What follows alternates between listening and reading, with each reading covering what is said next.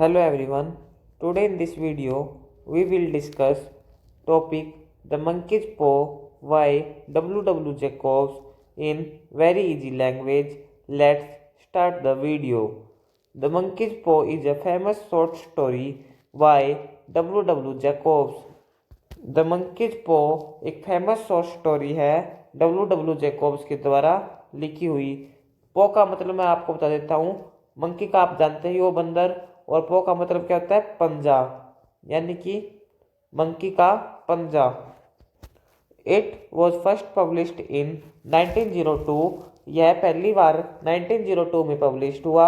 It is a super natural tale about a mystical monkey's paw that has the power to grant 3 wishes to 3 different people. यह एक super natural tale है, super natural कहानी है। About a mystical monkey's पो, एक रहस्यमय बंदर के पंजे के बारे में।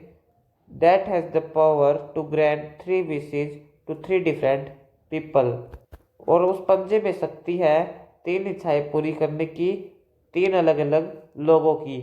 However, the wishes come with an enormous price for those who use it.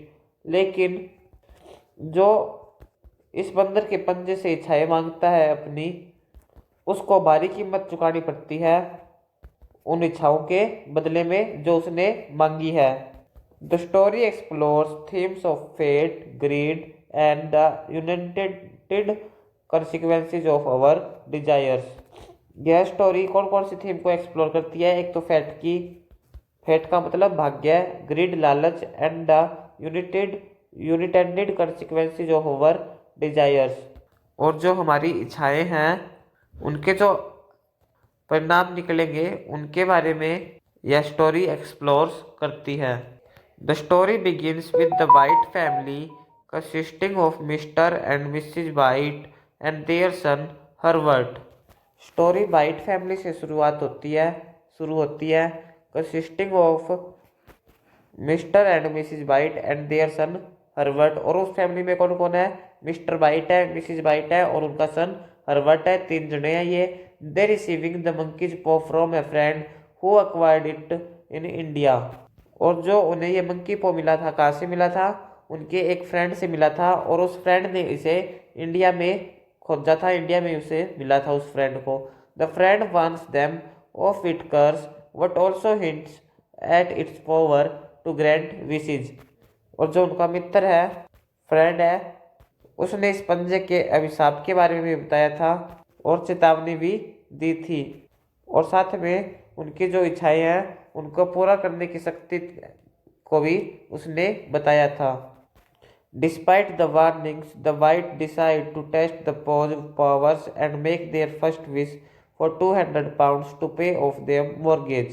Despite the warnings का मतलब है चेतावनियों के बाद भी, या फिर वार्निंग के बाद भी। The White decide, White निर्णय लेता है to test the Paw's power, उस पंजे की शक्तियों को टेस्ट करने के लिए, and make their first wish, और अपनी पहली इच्छा मांगता है for 200 पाउंड्स 200 पाउंड्स पाने के लिए ऑफ देयर मॉर्गेज।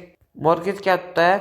जो उसने गिरवी कुछ लिया हुआ है, तो यानी कि अगर किसी के पास कोई चीज़ नहीं है या फिर कोई पैसे नहीं है, तो वह कुछ समय के लिए अपने पास जो सामान या वस्तु होता है वह किसी के पास उस सामान को रख देता है और बदले में पैसे ले लेता है, और जब उसके पास वो पैसे होंगे तो वह अपनी जो वस्तु है वो वापस ले लेगा और उसके पैसे वापस दे देगा।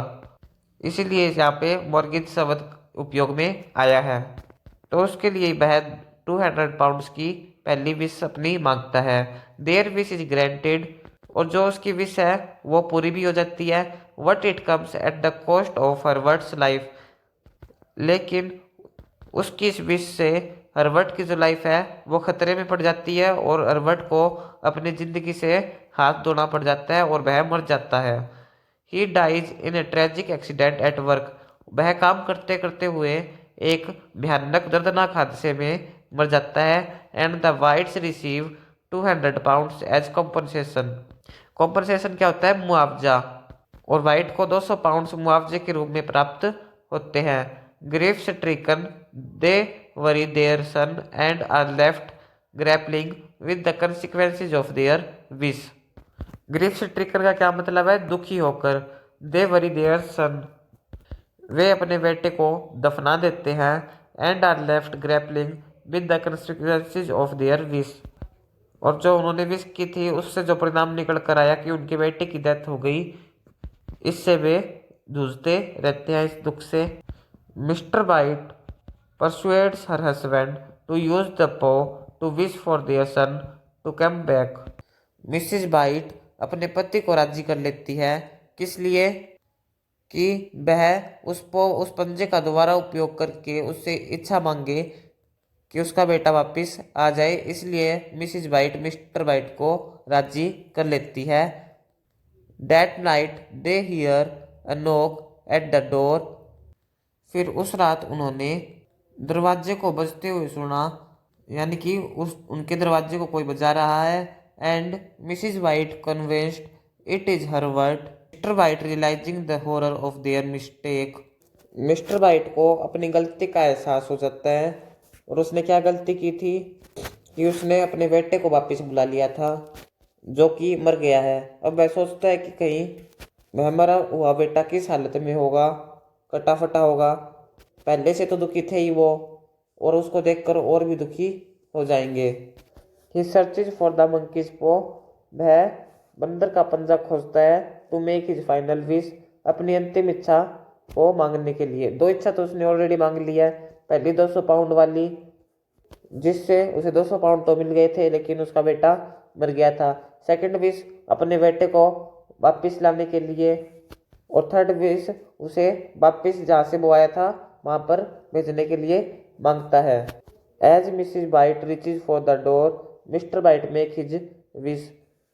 जैसे ही मिसिज वाइट दरवाजे तक पहुंचती है, यानी कि दरवाजा खोलने के लिए, मिस्टर वाइट जो है वो अपनी विश मांग लेता है। The knocking stops. और जो दरवाजे पर खटखटाई की आवाज थी वो रुक जाती है। And the couple is left in silence. और जो उनका कपल था, मिस्टर वाइट और मिसिज वाइट दोनों, वो साइलेंस हो जाते हैं, चुपचाप रह जाते हैं। Knowing that whatever stood on the other side of the door has been banished. यह जानते हुए कि दरवाजे के जो दूसरी साइड जो कोई भी खड़ा हुआ था उसे गायब कर दिया गया है। The story ends with Mr White contemplating the consequences of meddling with fate and the price they paid for their wishes। और स्टोरी एंड कैसे होती है कि वह अपने भाग्य के साथ हस्तक्षेप करता है।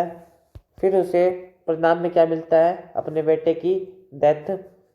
अपनी इच्छाएं मांगता है, लेकिन उन इच्छाओं को उसकी कीमत देनी पड़ती है अपने बेटे को खोकर।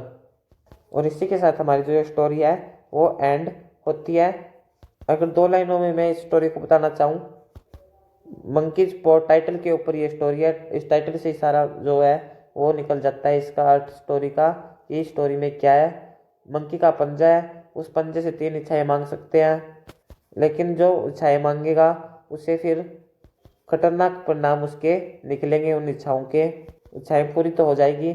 और जो मिस्टर वाइट है वो इच्छाएं मांगता है कि उसे 200 पाउंड मिले, पहली इच्छा। लेकिन 200 पाउंड उसे मिल तो जाते हैं, लेकिन उसका बेटा मर जाता है। सेकंड विश में वह मांगता है कि उसे बेटा जो है उसे वापस मिल जाए। लेकिन जैसे ही वह दरवाजे पर पहुंचता है, उनका दरवाजा खटखटाता है। मिसिज वाइट सोच लेती है कि यह उनका बेटा होगा। जैसे ही वह दरवाजे के पास जाती है तो मिस्टर वाइट अपनी तीसरी इच्छा मांगता है कि उसका बेटा वापस चला जाए। तो वह क्यों मांगता है तीसरी इच्छा? वह सोचता है कि कहीं उसका बेटा कटा फटा ना हो, इससे उन्हें और दुख पहुंचेगा, या फिर उनकी आत्मा ना हो उनके बेटे की। तीसरी इच्छा में वह अपने बेटे को वापस भेजने के लिए वह तीसरी इच्छा मांगता है। इसी के साथ हमारी स्टोरी वो है एंड हो जाती है। तो ये हमारी आज की वीडियो थी। थोड़ा हमने इजी लैंग्वेज में लिखा है। 1-2 लाइनें आपको इसमें टफ लग सकती है।